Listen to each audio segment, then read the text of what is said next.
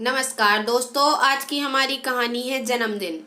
गांव से सुबह मजदूरी करने के लिए शहर जाने के लिए राजेश घर से निकला ही था कि उसकी पत्नी सुधा ने कहा, सुनो जी, आज कई दिन से तो आपको पैसा नहीं मिला, कब तक बिना पैसे मजदूरी करते रहोगे। राजेश बोला, भगवान शहर में काम करवाने वाले मजदूर के पैसे रोक के रखते हैं, कहीं मजदूर भाग न जाए, लेकिन आज जहाँ मैं काम करता हूँ वहाँ का काम खत्म हो जाएगा।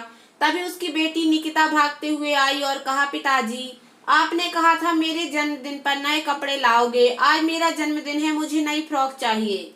सुधा ने भी कहा, सुनो, आज मजदूरी मिल जाए तो इसके लिए फ्रॉक ले आना। ठीक है बेटा, आज मैं फ्रॉक लेकर आऊंगा और साथ में मिठाई भी, शाम को तेरा जन्मदिन मनाएंगे। राजेश जल्दी जल्दी चलते हुए शहर पहुंच गया। आज वह पूरी मेहनत से काम कर रहा था। मालिक सुबह काम समझा कर चले गए। थोड़ी देर बाद मालकिन आ गई। आज शाम तक सारा काम समेट देना, कुछ बचना नहीं चाहिए। राजेश ने कहा, मालकिन आप चिंता मत करो, आज शाम से पहले ही सारा काम खत्म हो जाएगा। राजेश जल्दी जल्दी से काम में लग गया। मिस्त्री के साथ उसने लगकर काम करवाया, क्योंकि वह सोच रहा था कि जल्दी से काम कर घर पहुंच जाए, उससे पहले उसे बाजार से कपड़े और मिठाई भी खरीदनी थी। दोपहर को मालिक काम देखने आए तो राजेश से बोले, तुमने कुछ खाया या नहीं, काम पर ही लगे रहो, अपनी हालत देखो क्या हो रही है। वो मालिक में सोच रहा था, आज जल्दी काम निपटा लूं तो घर जल्दी पहुंच जाऊंगा। मालिक ने अपने नौकर से कहकर उसे खाना खिलाने को कहा। जब राजेश खाना खा रहा था तभी मालकिन आई और बोली, काम छोड़कर खाने बैठ गया, काम कब करेगा। तभी मालिक बोले, उसे मैंने खाना दिया है, कुछ तो तरस खाओ इस पर, सुबह से भूखे पेट कड़ी मेहनत कर रहा है। राजेश, खाना खाकर कुछ देर आराम कर ले, फिर काम करना। राजेश ने जल्दी से खाना खाया और आराम करे बगैर काम पर लग गया। मालिक कुछ देर बाद चले गए। शाम को जब वह हाथ धो रहा था तभी मालकिन आ गई। अरे, इतना काम पड़ा है, ये कौन करेगा, तुम्हें तो बस हाथ धोने की पड़ती है। राजेश बोला, मालकिन, लेकिन मैंने तो सारा काम खत्म कर दिया। वह देखिए, लकड़ी बची है, इन्हें छत पर पहुंचाना है, यहाँ सारी सफाई करनी है, घर को पहले की तरफ साफ करके फिर जाना। राजेश मन मारकर काम में लग गया। उसे चिंता थी कि अंधेरा होते ही बाजार की दुकानें बंद हो जाएंगी, कपड़े और मिठाई कैसे खरीदेगा। राजेश जैसे ही काम निपटाता, मालकिन उसे दूसरा काम बता देती। किसी तरह राजेश ने सारे काम निपटाए। मालकिन ने उसका हिसाब कर पैसे दिए। राजेश जल्दी से पैसे लेकर बाजार की तरफ दौड़ पड़ा। उसने पैसे गिने भी नहीं, मुट्ठी में पैसे लेकर वह जंगल के रास्ते शहर की ओर दौड़ रहा था।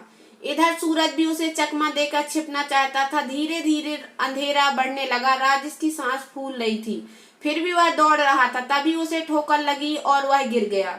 उसकी कोहनी से खून बहने लगा। इसी बीच उसकी मुट्ठी खुल गई और सारे पैसे गिर गए।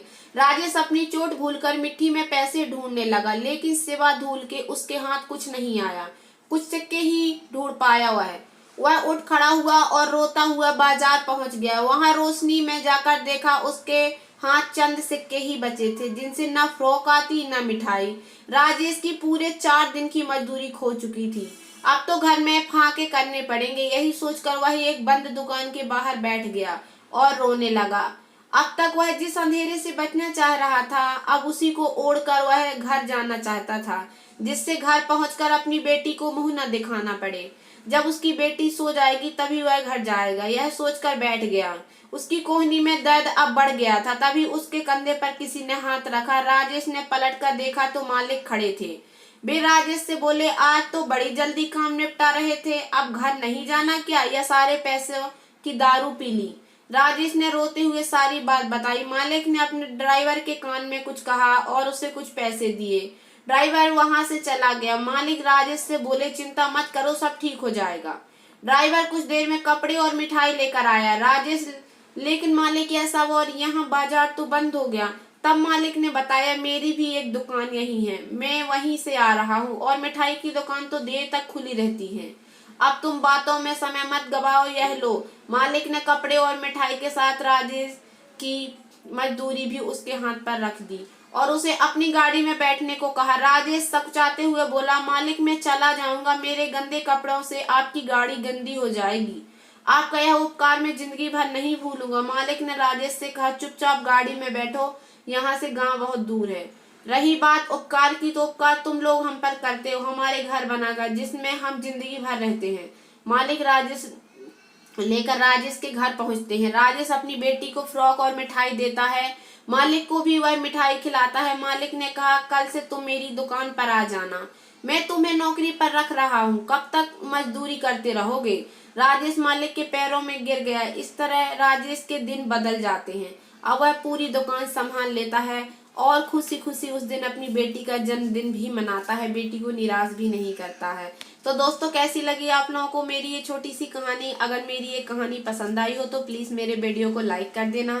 चैनल पर नए आए हो तो प्लीज सब्सक्राइब कर लेना और ज्यादा से ज्यादा शेयर करना।